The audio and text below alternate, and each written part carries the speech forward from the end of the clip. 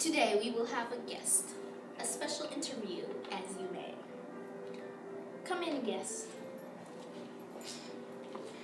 Hello. So, what is your name?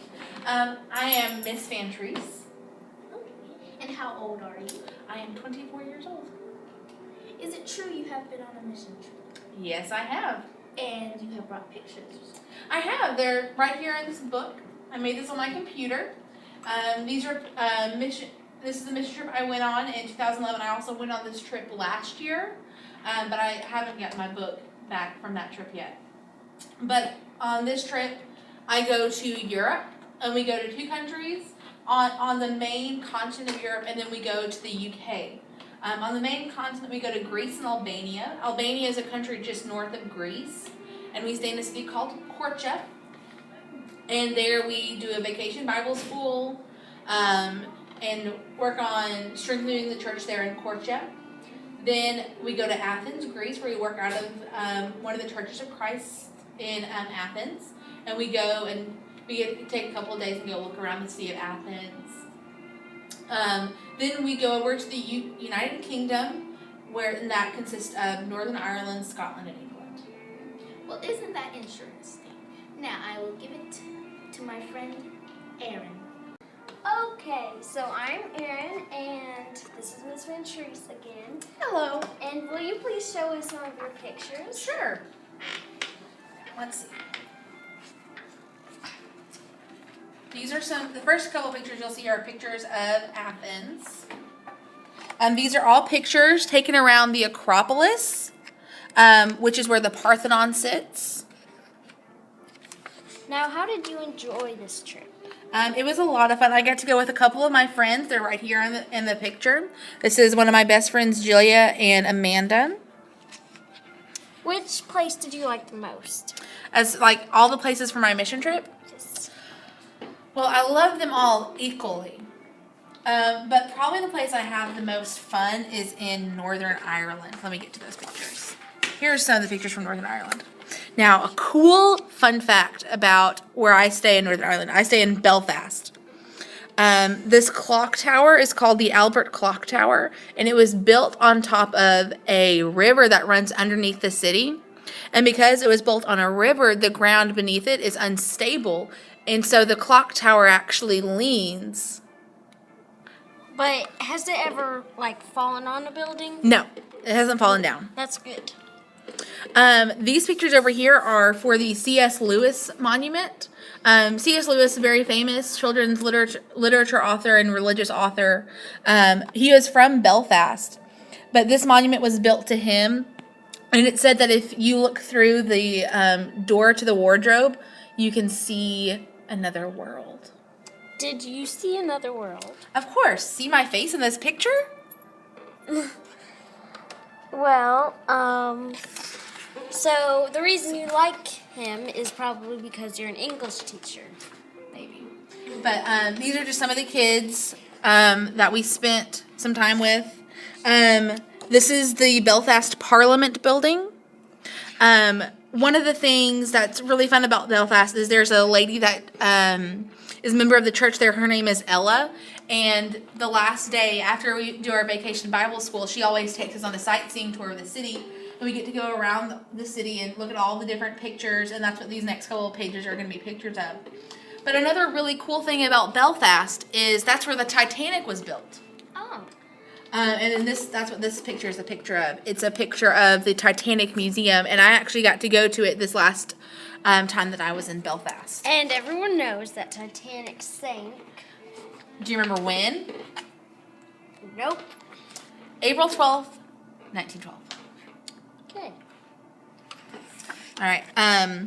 And we're always in Belfast right before their one of their big major holidays, which is on July the 11th, and that's their sort of like what we consider like their 4th of July, when Northern Ireland's separated from Ireland.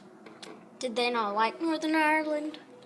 Oh, well, Northern Ireland, there was a lot of troubles during the 80s and 90s, and maybe even before that. But there was a lot of fighting and sort of like a civil war in Ireland during that time over religion versus Protestant and Catholic as far as their beliefs. And so throughout Belfast, you'll see streams of flags across streets. And you'll see some, the Union Jack, the British flag, and then others, which is the flag of Ireland. And that signifies the part of the city you're in, whether they're a loyalist supporting the English crown or supporting Ireland. The next couple pages are from Scotland. There's a running joke with me and my friends that I will marry a lumberjack. And we went to a city called I can't think of where what the name of the city is, but we went there and there was a mannequin of him, of a lumberjack, and so I took my picture next to him. So we were when we go to the different places, the families of the church host dinner for us, and one of the families, we were all sitting around waiting for dinner to get ready, and we were just sitting on the couch having fun, and one of my friends was cold, but only her neck and arms were cold, and there was a blanket draped across the back of the couch, and of course she's in the middle of the couch, and neither myself nor my friend Amanda were cold, and so she decided she wanted to cover up. Hence the caption, "Where is Kelsey?" There she is. What is this picture? This is Linlithgow Palace. This is actually the birthplace of Mary, Queen of Scots. And there's Mary, Queen of Scots. Now, will you tell us a little about Mary, Queen of Scots? She was the Queen of Scotland, and and she is one of the matriarchs of the British family.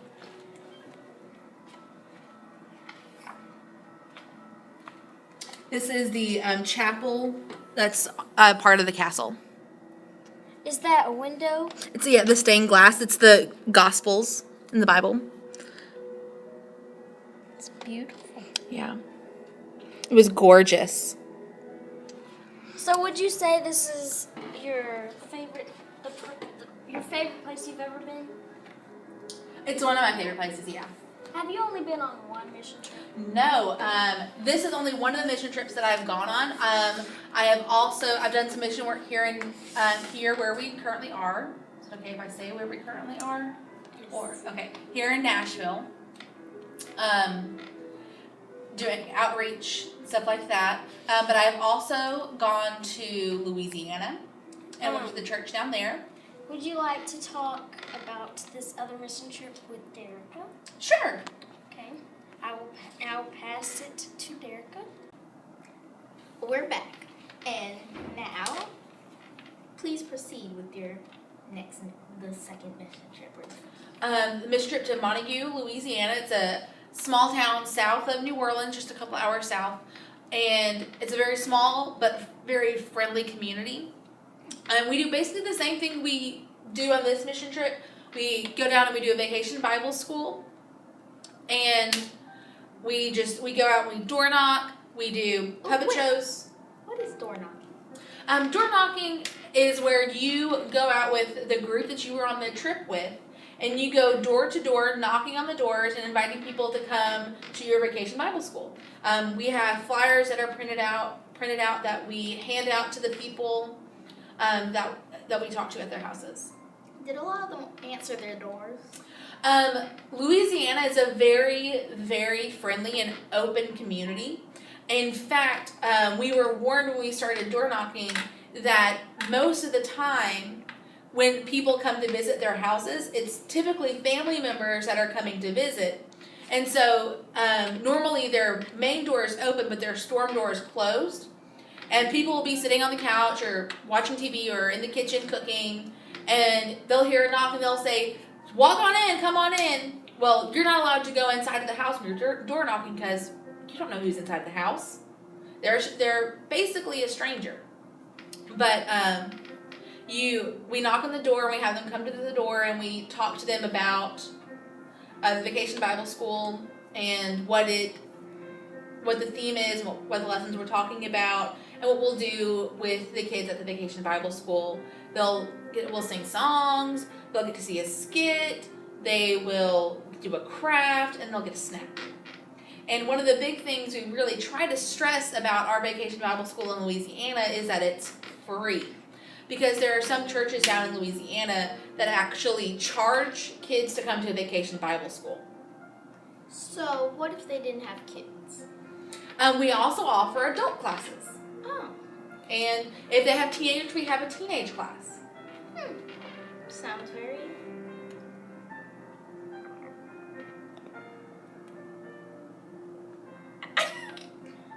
Sounds very... organized.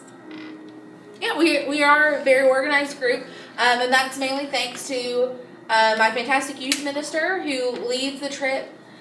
He's been leading mission trips, and he's been a youth minister for years and years and years and years. There's a running joke amongst the youth ministers here in Nashville that he is the oldest youth minister and will probably always be a youth minister. Wow. Well, then I'll pass it to Aaron. Okay, so will you tell us more about what a youth minister does? A youth minister is typically hired by the elders of a congregation or a church, and they're in charge of planning all of the youth activities. Typically, a youth group is going to be from 6th grade up to seniors in high school, and they're in charge of planning any service projects, youth group activities, retreats, church camps, mission trips that the youth are involved in. They typically have a hand in it in some shape, form, or fashion. So about like the Bible camps, what do you do during Bible camp? For example, my church camp, the youth minister has to call ahead in advance, and typically right after church camp ends, he calls and reserves for the next week, for that same week next year, and then you'll hear back a couple months later after all of the reservations have been put in and organized, what week you got. We typically go to church camp in July, so it's a little hot. And staff arrives on Saturday to get everything set up, gotta make sure the cabins are clean, the kitchen's prepared for all the campers that would be arriving on Sunday. Craft Shack has all of their supplies needed. Bathhouses are clean and ready for people to come in. You have enough beds in your cabin. Then when the campers arrive on Sunday, you do a meet and greet to get to know everybody. Our church camp, we have a brother-sister program. Our campers are divided into juniors and seniors. Your senior campers tend to be the high school age students. So incoming freshmen, incoming sophomores, incoming juniors. And then the junior campers tend to be any middle school students that are at camp. And we have an age limit. You have to be, I want to say it's 10 years old to be at church camp or going into the 4th grade. Okay, well, this interview was good, and I hope you guys enjoyed it. Thank you for coming. No problem. Thank you for having me. Okay, so please watch the next show, and please subscribe. Thanks. And like.